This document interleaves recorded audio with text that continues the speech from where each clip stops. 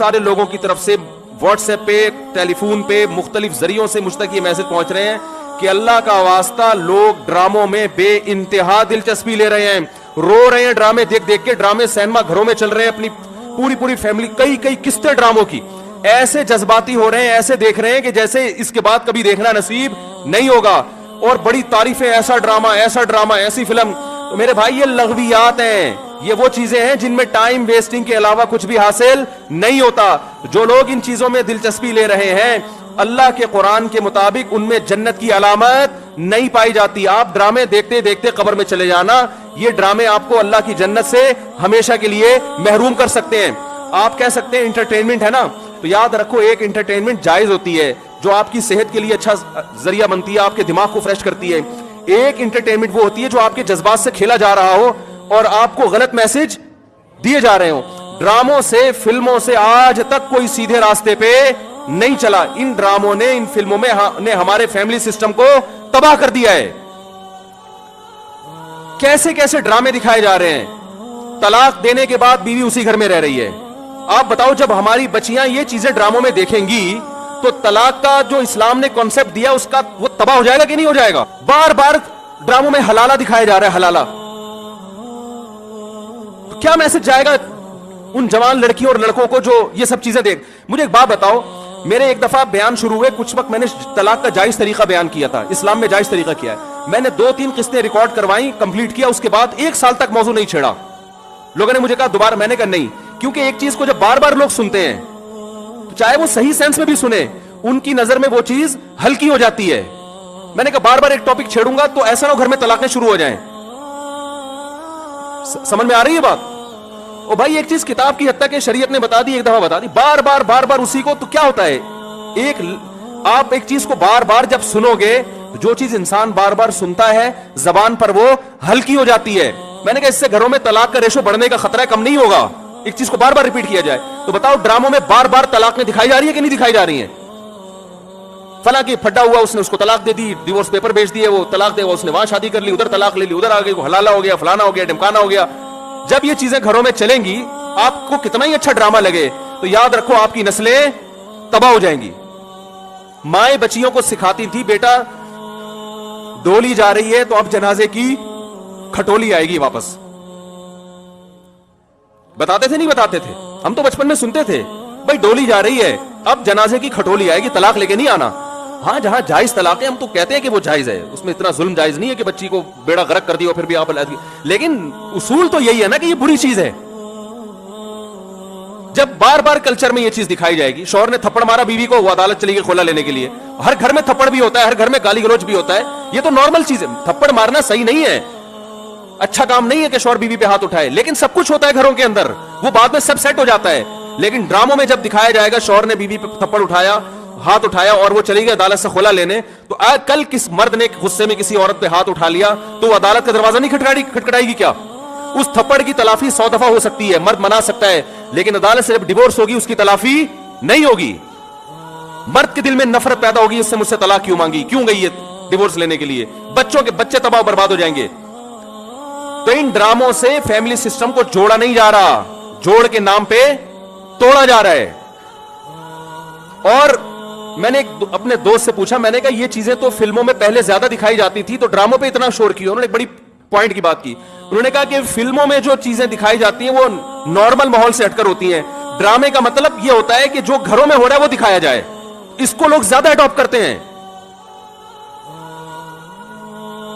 کوئی آواز اٹھانے والا نہیں ہے, نہ حکومت کنٹرول کر رہی ہے, نہ کوئی کیمرہ والے اس پر کوئی نوٹس لے رہے ہیں. سینما گھروں میں چلنا شروع ہو گئے, صبح شام اتنے کلپ مجھے لوگ بھیج رہے ہوتے ہیں, یہ والا مفتی صاحب یہ سین دیکھیے بڑا ٹائٹ سین ہے. کیا ہو گیا تمہیں, پاگل ہو گئے ہو تم بھائی, کیا ہو گیا ہے؟ میں اپنے دوستوں سے کہتا ہوں, میں میٹنگیں کرتا ہوں بلا کے کہ یار ٹائم کی بڑی کمی ہے, میرا سارا دن اسی پہ گزرتا ہے یار, بہت سارے کام کرنے ٹائم نہیں مل رہا. جب رات کو سونے کے لیے لیٹتا ہوں تو ندامت کے ساتھ, اللہ کی قسم میری یہ حالت ہے کہ یار آج بہت سارے کام کرنے تھے مگر آج بھی رہ گئے. ہم حیران ہو رہے ہیں, آپ 2-2, 3-3, 4-4 گھنٹے کیسے ٹی وی کے سامنے بیٹھ جاتے ہو؟ ٹائم کہاں سے آ رہا ہے آپ کے پاس؟ اتنا ٹائم ہونا اس کی علامت ہے آپ کا دنیا میں کوئی ویژن ہے ہی نہیں. جس کا کوئی ہدف ہوتا ہے اس کے پاس اتنا ٹائم نہیں ہوتا. یہ جو ڈراموں فلموں میں ٹائم ضائع کیا جا رہا ہے نا، خدا کی قسم موت کے وقت حسرت کا سبب بنے گا. موت کے وقت اللہ نے زندگی صرف ایک دفعہ دی ہے. قرآن کے الفاظ دیکھو کہ موت کے وقت اگر تم ساری دنیا کی ساری دولت خرچ کر کے بھی ٹائم واپس لینا چاہو گے نا، لا یستاخرون ساعۃ ولا یستقدمون، اللہ فرماتے 1 منٹ تو دور کی بات، 1 منٹ کے 1 کروڑ حصے کر لو نا، وہ بھی نہیں ملے گا. ابھی بہت ٹائم دیا اللہ نے، ابھی بہت ٹائم دیا ہے. چاہو تو ڈراموں میں ضائع کر دو، فلموں میں ضائع کر دو، سارا دن ٹی وی کے سامنے بیٹھ کے کرکٹ کے میچ دیکھ کے تالیاں بجاتے رہو، فلاں نے یہ چھکا مارا، فلاں نے چوکا مارا. ابھی بہت ٹائم ہے. لائف کو خدا کی قسم جتنا انجوائے کر رہے ہو 10 سے ضرب دے کے اس سے زیادہ انجوائے کرو.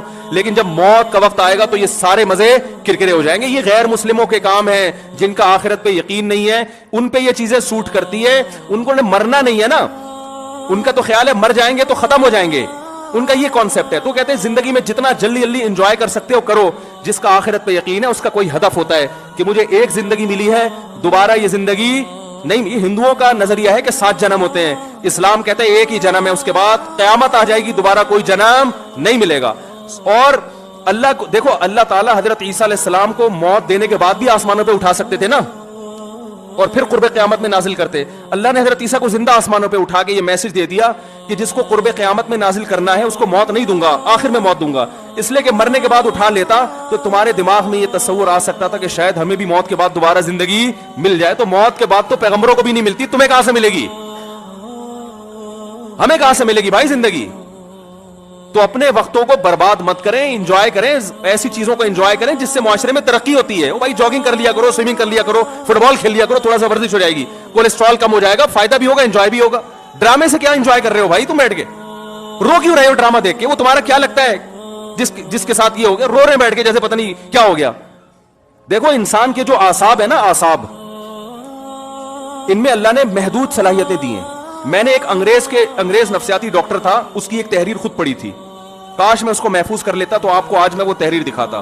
اس کی ریسرچ تھی کہ دنیا میں جو ڈپریشن، چیخو پکار، مار دھاڑ، چیزوں کو توڑ پھوڑ کا جو کلچر آیا ہے ڈراموں اور فلموں سے آیا ہے. یہ جو آج بچیاں ماں پہ چیختی ہیں نا، آپ ان کی ہسٹری چیک کریں، ڈرامے دیکھ کے چیختی ہیں. ماں نے کچھ تیز آواز میں بات کر دی، بچی ایک دم چلائے گی کیونکہ اس نے ڈرامے میں لڑکیوں کو چیختے ہوئے بولو نا دیکھا. شوہر اگر غصہ کرے، نہیں کرنا چاہیے لیکن کرے، تو اسلام کہتا ہے تمہارا محسن ہے. اگر کسی کو سردہ کرنے کی اجازت ہوتی تو نبی نے فرمایا کہ عورت کو حکم دیتا کس کو سردہ کرے؟ شوہر کو. نبی نے عورت کے فائدے کے لیے یہ بات کہی ہے. شوہر کو یہ ہوگا کہ میری بیوی میرا احترام کرتی ہے، اونچ نیچ ہو جائے گی منا لے گا بعد میں، اس کو پتا ہے میری برداشت کر لیتی ہے، خرچہ پورا کرے گا، جو تمیزدار شوہر ہیں. لیکن اگر وہ اس کو غصہ آیا ہوا ہے اور اس نے آگے سے اینٹ کا جواب پتھر سے دے دیا، گھر چلے گا؟ بولو نا بھائی. اور اگر بیوی نے کبھی الٹی سیدھی کر لی اور اس نے برداشت کرنے کے بجائے ڈرامہ دیکھا تھا، اس میں تھپڑ مارتے ہوئے دیکھا تھا، اس نے بھی رکھ کے ایک تھپڑ رسید کر دیا، تو اس سے گھر میں محبت کا ماحول پیدا ہوگا؟ بولو نا بھائی کیا ہو گیا؟ بلکہ میں تو اس سے آگے کہتا ہوں کہ ڈراموں میں جو میاں بیوی دکھائے جاتے ہیں وہ کوشش کرتے ہیں لڑکا ہینڈسم ترین تلاش کیا جائے اور لڑکی خوبصورت ترین. اس جوڑے کو دیکھ کر تو ویسے ہی کوئی مرد کو اپنی بیوی اچھی نہیں لگتی اور عورت کو اپنا شوہر اچھا نہیں لگتا. کہتے ہیں میاں تو ایسے ہوتے ہیں، کیا مکھنچو ابا نے میرے متھے لگا دیا ہے. ایک صاحب مجھے کہتے ہیں مجھے بیوی اچھی نہیں لگتی. میں نے کہا فلمیں دیکھنا چھوڑ دو، اچھی لگے گی تمہیں. جس غریب کے سامنے صبح شام قورمے کباب گھوم رہے ہو اسے گھر کی دال اچھی لگے گی؟ بولو نا بھائی. یہ تو سب سے پہلا نقصان ہے. تو یہ ان لوگوں کے کام ہے جن کا آخرت پہ یقین نہیں ہے. ان سے ہمارا گھر تباہ. ڈرامے والوں کا ویژن یہ نہیں ہوتا کہ گھروں کے ماحول کو اچھا کرنا ہے. ڈرامے کا ویژن یہ ہوتا ہے کہ پیسہ کمانا ہے. ہر وہ چیز جو مارکیٹ میں چلے گی اس سے پیسہ آئے گا. تو مارکیٹ میں نیگیٹو چیزیں زیادہ چلتی ہیں. میرے کلپ میں دیکھو میں نے یوٹیوبرز کو ابھی کچھ کنٹرول کیا ہے. پورے بیان ماں باپ کے حقوق پر، بیوی بچوں کے حقوق پر چل رہا ہے، اللہ اس کے رسول کے حقوق پر. درمیان میں ایک لطیفہ آ گیا، لطیفہ سب سے زیادہ ہٹ ہوتا ہے.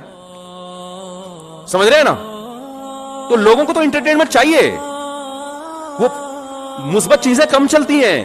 تو اگر دیکھو ایک طیب اردگان ہے نا ترکی کا صدر، میں ڈراموں کو جائز نہیں کہتا لیکن اس نے بھی ڈرامے بنائے. میں نہیں کہتا کہ وہ دیکھنا جائز ہے، لیکن پھر بھی ایک ویژن تو رکھا نا اس نے ذہن میں کہ خلافت عثمانیہ کا صحیح تصور دکھانا ہے، فیملی سسٹم کو جوڑنا ہے. ابھی طیب اردگان کی ایک اسپیچ ہم نے سنی، اس نے کہا کہ اپنی قوم کو ترغیب دے رہے کم عمری میں شادیاں کرو. کیا ترغیب دے رہے اپنی قوم کو؟ کم عمری میں شادیاں کرو. ہم نے اپنی نسل کو بڑھانا ہے. ترکی کو افرادی قوت چاہیے. جب नस्ल बढ़ेगी तो हमें फौज में जवान ज्यादा मिलेंगे, हमें साइंसदान ज्यादा मिलेंगे, हमें ताजिर ज्यादा मिलेंगे, तुर्की मजबूत होगा। एक विजन होगा तो ऐसी तकरीर करेगा। विजन नहीं है तो आपका मकसद सिर्फ दौलत, पैसे कमाना, मगरबी ताकतों को खुश करना, तो वो पैसे तो इन ड्रामों ने बहुत कमाए। लोग कह रहे हैं बड़ा करोड़ों अरबों रुपए का बिजनेस कर लिया ड्रामे ने। मैं कहता हूं भाई बिजनेस अरबों रुपए का कर लिया मगर कल्चर का बेड़ा गर्क कर दिया। तो बिजनेस तो मेरे भाई चर्स बेचने वाला जितना अच्छा करता है ना, हीरोइन बेचने वाला, चर्स का बिजनेस ज्यादा अच्छा है या हीरोइन का? बताओ। अबे ये गुटके वाले तो बेचारे, इनका कोई बिजनेस है जो गुटके की दुकान खोल के बैठे हुए हैं? तो खुद दूसरे से गुटके उधार मांग के खा रहे होते हैं। चर्च करोगे तो ज्यादा पैसा, और अगर हीरोइन पे आ गए अरबपति बन जाओ।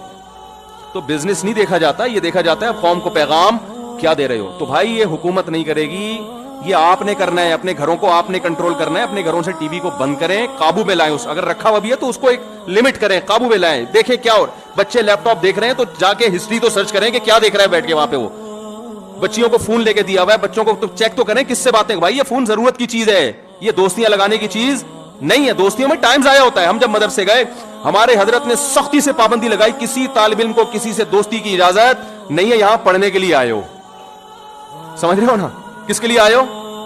दोस्ती की इजाजत नहीं दी। हां किसी से मुनासबत होती है, वो एक अलग बात है, इंसान गपशप कर लेता है, बस इस हद तक।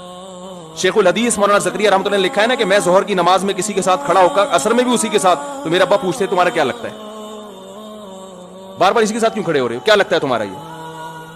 तो एक विजन होता है भाई, उस विजन में अगर कोई दोस्ती भी आ रही है तो ठीक है, उसको भी लेके चलो। लेकिन हर वो दोस्ती जो उस विजन से आपको हटा रही है, भाई पहले विजन है, पहले मकसद है, पहले मंजिल है, बाकी चीजें बाद में। आप ट्रेन में जाते हुए आपकी दोस्ती हो गई वसीम भाई से बड़ी जबरदस्त, उसने मुल्तान में उतरना, आपका विजन पेशावर है, अब आप मुल्तान में उतर गए उसके साथ। भाई दोस्त पहले होता है, दोस्त पहले भाई, ठीक है फिर चले जाओ।